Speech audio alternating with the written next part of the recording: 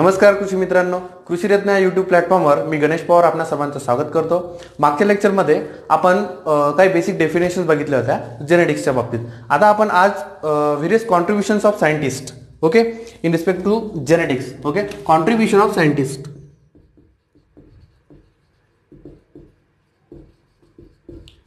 हा टॉपिक बघणार आहोत। तर याच्यामध्ये वेगवेगळे जे सायंटिस्ट आहेत त्यांनी जेनेटिक्समध्ये म्हणजे काय त्यांचं वर्क आहे याच्यावर सुद्धा एखाद दोन क्वेश्चन येऊ शकतो। तर ते कोणते कोणते जे मेन सायंटिस्ट आहे त्यांचं ते आणि त्यांचं वर्क आपण बघणार आहोत आज। तर पहिला मेंडेल, ठीक आहे। मेंडेल आपल्याला माहिती आहे फादर ऑफ जेनेटिक्स, ठीक आहे। का म्हणतात तर मेंडेलनेच जेनेटिक्सची सुरुवात केलेली आहे okay. So Mendel is considered as pioneer of the genetics, so he is called as father of genetics. त्याने काय केलंय तर वेगवेगळे हायब्रिडायझेशन एक्सपेरिमेंट केले होते गार्डन पीवर म्हणजेच पायसम सटायवम यल। त्याच्यावर त्याने 7 pair of contrasting characters 7 pair select केल्या होत्या गार्डन पीच्या आणि त्या इंडिव्हिज्युअली त्याचे वेगवेगळे क्रॉस घडवून त्याचे वेगवेगळे रेकॉर्ड्स ठेवून त्याने हायब्रिडायझेशन एक्सपेरिमेंट केले होते आणि त्यावर त्याने त्याचे रिझल्ट्स डिस्प्ले केले होते। कुठे तर त्याच्या एका जर्नलमध्ये, ठीक आहे। तर त्याच्यामुळे Mendel is considered as father of genetics. त्याच्यानंतर मेंडेलने 3 लॉज दिले होते, law of dominance, law of segregation आणि लॉ ऑफ इंडिपेंडंट असॉर्टमेंट। या 3 लॉवरच बऱ्यापैकी जेनेटिक्स डिपेंड करते। So Mendel is considered as father of genetics, ठीक आहे। त्याच्यानंतर दुसरा सायंटिस्ट आहे म्हणजे एकत्रितरित्या कार्ल कोरेन्स, कुठला जर्मनीचा। त्याच्यानंतर एरिक टेस्टमार्क ऑस्ट्रियाचा। त्याच्यानंतर हुगो ड्युराइस पोलंडचा, दॅट इज डच, ठीक आहे। तर हे आपल्याला लक्षात ठेवायचं आहे कोणता सायंटिस्ट कुठला आहे। कार्ल कोरेन्स जर्मनी, त्याच्यानंतर एरिक टेस्टमार्क फ्रॉम ऑस्ट्रिया आणि हुगो ड्युराइस फ्रॉम पोलंड और ऑफनली it called as Dutch okay. तर हे 3 सायंटिस्ट होते। मॅथ्स द पेअरमध्ये किंवा मग काही एक्झाममध्ये बऱ्यापैकी असं विचारलं गेलेलं आहे कोणता सायंटिस्ट कुठला आहे, ठीक आहे। तर कार्ल कोरेन्स जर्मनीचा, एरिक टेस्टमार्क ऑस्ट्रियाचा आणि हुगो ड्युराइस पोलंडचा, ठीक आहे। तर हे सायंटिस्ट 1919 मध्ये ओके 1900 मध्ये यांनी काय केलं तर दे रिडिस्कवर्ड मेंडेल्स लॉ इंडिपेंडेंटली। आता मेंडेलनी जे काही हायब्रिडायझेशन एक्सपेरिमेंट केले त्याच्यानंतर त्याने त्याचे जे रिझल्ट्स आहे ते meeting of natural history society of Brunn 1865 त्या मीटिंगमध्ये त्याने त्याचे पेपर म्हणजे रिसर्च पेपर सादर केले आणि त्या मीटिंगच्या म्हणजेच नॅचरल हिस्ट्री सोसायटी ऑफ ब्रूनच्या ज्या प्रोसिडिंग्ज आहे त्या प्रोसिडिंगमध्ये त्याने त्याचे जे रिसर्च आर्टिकल आहे ते पब्लिश सुद्धा केलं होतं। परंतु जवळपास 34 वर्षापर्यंत त्याचं जे रिसर्च वर्क आहे ते निग्लेक्ट केलं गेलं, त्याकडे कोणी लक्ष दिलं नाही, ठीक आहे। त्याच्यानंतर 1865 नंतर 1900 मध्ये हे 3 सायंटिस्ट आले आणि या तिघांनी ते जे मेंडेलचे जे 3 लॉज आहे ते रिडिस्कवर्ड केले इंडिव्हिज्युअली त्यांनी त्याच्यावर अभ्यास करून आणि त्याच्यानंतर मेंडेलचं जे ह्यूज वर्क आहे ते उजेडात आलं। त्याच्यामुळे 3 सायंटिस्ट सुद्धा कॉन्ट्रिब्युशन आहे। क्वेश्चन येऊ शकतो की मेंडेल्स लॉज वेअर रिडिस्कवर्ड बाय तर कोणा कार्ल कोरेन्स, एरिक टेस्टमार्क आणि हुगो ड्युराइस कधी 1900 ला, ठीक आहे। त्याच्यानंतर आहे हुगो ड्युराइस, ठीक आहे। हुगो ड्युराइसने काय केलं he coin the term mutation okay.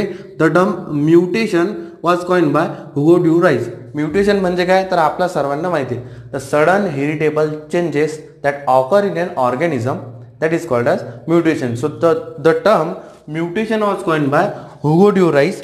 तर याच्यामध्ये हुगो ड्युराइसने evening primrose okay evening primrose that is Oenothera lamarckiana किंवा यालाच इव्हिनिंग प्राइमरोज म्हणतात, इव्हिनिंग प्राइमरोज कॉमन नेम। या प्लांटवर याने हुगो ड्युराइसने अभ्यास केला आणि त्याच्यातून त्याने म्युटेशन फिनॉमिना त्याच्या लक्षात आला. ठीक आहे. त्याच्यानंतर आहे विल्यम बॅटसन. विल्यम बॅटसनचं काय, तर he coin the term genetics ही टर्म कोणी कॉइन केली, विल्यम बॅटसननी. त्याच्यासोबतच विल्यम बॅटसनने अजून कोणत्या कोणत्या टर्मिनॉलॉजीज कॉइन केल्या त्या सुद्धा आपण बघणार आहोत. ठीक आहे. विल्यम बॅटसन 1906 जेनेटिक्स ही टर्म कॉइन केली.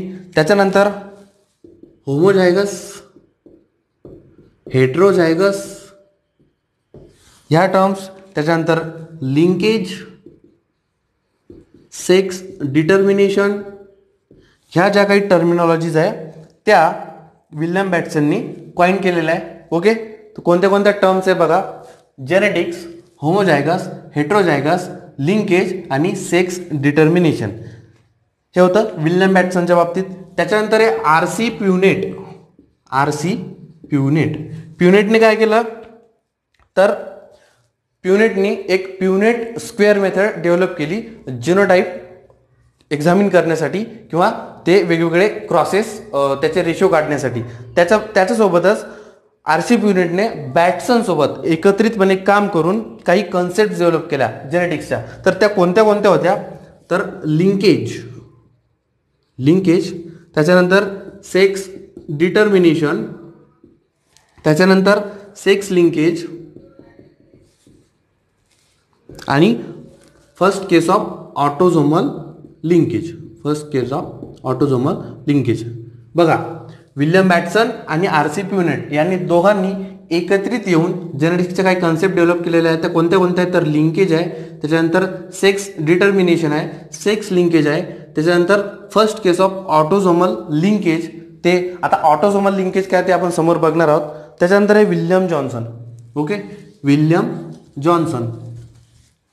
जॉन्सननी काय केलेलं आहे, जॉन्सन सर्वांना माहिती आहे, pure line theory of selection कोणी डिस्कवर केलेले आहे, तर जॉन्सननी. त्याच्यानंतर जॉन्सननी काही टर्म कॉइन केलेल्या आहे. कोणत्या कोणत्या, जिनोटाईप आणि फिनोटाईप. जिनोटाईप आणि फिनोटाईप या टर्म कोणी कॉइन केलेल्या आहे, तर जॉन्सननी. हे सुद्धा लक्षात ठेवायचं आहे. त्याच्यानंतर टी.एच. मॉर्गनला काय म्हणतात, फादर ऑफ ड्रॉसोफिला जेनेटिक्स. का, तर ड्रॉसोफिला मेलॅनोगेस्टर या ऑर्गॅनिझमवर त्याने खूप प्रमाणात रिसर्च केलेला आहे. त्याच्यामुळे T H. Morgan is considered as father of Drosophila genetics. त्याच्यानंतर आहे H.J. म्युलर. ठीक आहे. म्युलरचं काय, तर x-ray induce mutation. Okay. X-ray induce mutation were discovered by Muller. X-ray induce mutation. ठीक आहे. म्युटेशनचे वेगवेगळे एजंट्स आहे, म्युटाजेनिक एजंट्स, त्याच्यामध्ये physical agents, chemical agent. Okay. तर त्याच्यामध्ये जे फिजिकल एजंट्स आहे कोणते, एक्सरे, तर त्याच्या थ्रू म्युटेशन इंड्यूस केल्या जाते. याचा शोध कोणी लावला, तर म्युलरने लावला. त्याच्यानंतर आहे Beadle and Tatum. Okay. Beadle and Tatum ही जोडी, या जोडीने काय केलं, बिडल अँड टॅटम. तर one gene one enzyme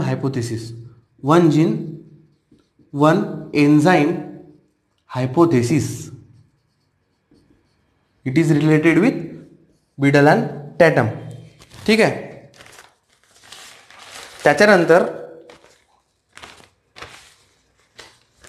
ॲव्हरी, MacLeod and McCarty. यांनी काय केलं, तर they were the pioneer to demonstrate that DNA is a genetic material. Avery, MacLeod and McCarty. Okay. काय केलं यांनी, the pioneer who say that or who demonstrate that DNA is a genetic material.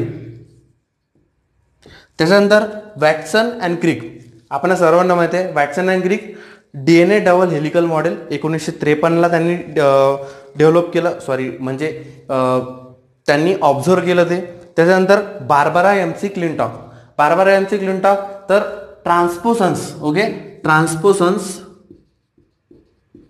किंवा त्यालाच jumping jeans,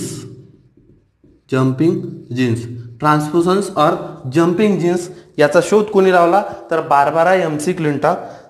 कुठे, तर मेज प्लांटमध्ये. ठीक आहे. त्याच्यानंतर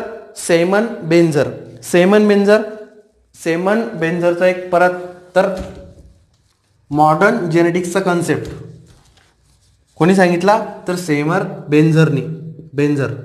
okay, related with the concept of modern genetics म्हणजे काय, तर सिस्ट्रॉन, रेकॉन अँड न्यूटॉन ह्या टर्म्स कोणी डिस्कवर केल्या, तर बेंझरनी. सिस्ट्रॉन याच्यामध्ये muton is the smallest unit of mutation. त्याच्यानंतर recon smallest unit of recombination. अशा प्रकारे सिस्ट्रॉन, रेकॉन आणि म्युटॉन ह्या टर्म सेमर बेंझरनी कॉइन केलेल्या आहेत. त्याच्यानंतर जेकब अँड मोनॉडनी तर काय, तर operon concept of the gene regulation. Okay, Jacob and Monod operon concept of gene regulation. Gene कसे रेग्युलेट होता त्याची जी ओपेरॉन कन्सेप्ट आहे, जेकब अँड मोनॉड. ठीक आहे. त्याच्यानंतर काही सायंटिस्ट आहे, त्यांनी म्हणजे सेलच्या वेगवेगळ्या याचा शोध लावला. तर पहिले सेलचा शोध कोणी लावला माहिती आहे, रॉबर्ट हुक 1665. त्याच्यानंतर न्यूक्लियस, सेलचाच एक इंटरनल ऑर्गेनली न्यूक्लियस, त्याचा शोध कोणी लावला, रॉबर्ट ब्राउन 1833ला. त्याच्यानंतर nucleolus first seen by Fontana, कोणी, फॉन्टॅनानी 1781ला. त्याच्यानंतर न्यूक्लिओलस ही टर्म कोणी कॉइन केली, तर बाउमॅननी 1840ला. सर्वात पहिले न्यूक्लियस पाहिले फॉन्टॅनाने 1781ला आणि न्यूक्लिओलस ही टर्म कोणी कॉइन केली, तर बाउमॅनने 1840ला. त्याच्यानंतर सेल थिअरी कोणी दिली, तर सेल्डेन अँड स्वान 1839ला. त्याच्यानंतर term mitosis coined by Flemming 1879ला. त्याच्यानंतर meiosis it was first describe by van Beneden, कधी, 1833ला. त्याच्यानंतर protoplast, okay, the protoplast given by Hanstein. हे सर्व होतं वेगवेगळे सायंटिस्ट. त्याच्यानंतर एक महत्त्वाचा सायंटिस्ट राहिला कोणता, तर Thomas Fairchild. Okay, Thomas Fairchild first interspecific cross जे आहे ते कोणी केलं, तर थॉमस फेअरचिल्डने. त्यालाच आपण म्हणतो फेअरचिल्ड म्यूल. 1717 पहिलं इंटरस्पेसिफिक क्रॉस केलं त्यांनी. कशामध्ये, तर स्वीट विल्यम आणि कार्नेशन स्पेसिसमध्ये. ओके, तर हे थॉमस फेअरचिल्ड सुद्धा लक्षात ठेवायचा महत्त्वाचा आहे. 1717ला फेअरचिल्ड म्यूल. त्याच्यानंतर सेंटर्स ऑफ ओरिजिन जे आहे, वेगवेगळ्या क्रॉपचे जे सेंटर्स ऑफ ओरिजिन आहे ते कोणी दिले सर्वप्रथम, तर व्हॅविलॉव. ठीक आहे. त्याच्यानंतर the term heterosis, okay, heterosis कोणी डिस्कवर्ड केलं, तर GH शल 1914ला. त्याच्यानंतर one gene one polypeptide hypothesis given by Vernon Ingram. ठीक आहे. त्याच्यानंतर artificial synthesis of the gene किंवा DNA आर्टिफिशियली सिंथेसाइज करणे कोणी, तर हरगोबिंद खुराना आणि KL अग्रवाल. तर हे सर्व होतं सायंटिस्टच्या बाबतीत. ते कोणत्याही जेनेटिक्सच्या म्हणजे कोणत्याही बुकमध्ये तुम्हाला भेटून जाईल, ते वाचायचं आणि लक्षात ठेवायचं. हा थेरॉटिकल पार्ट आहे, पण परीक्षेच्या अनुषंगाने महत्त्वाचा आहे. थँक्यू.